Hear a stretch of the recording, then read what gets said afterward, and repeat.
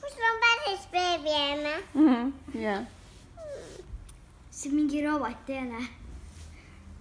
See on päriselt emme kohus. Kui pisike ja funny. Võttis oma kõige õrnema jõu välja ja lihtsalt.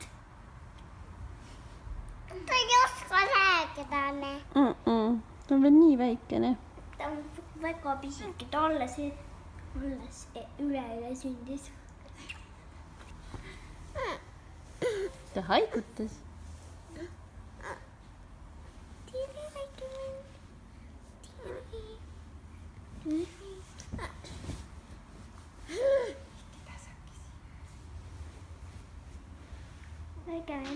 Näiteks Laarega võin esitama.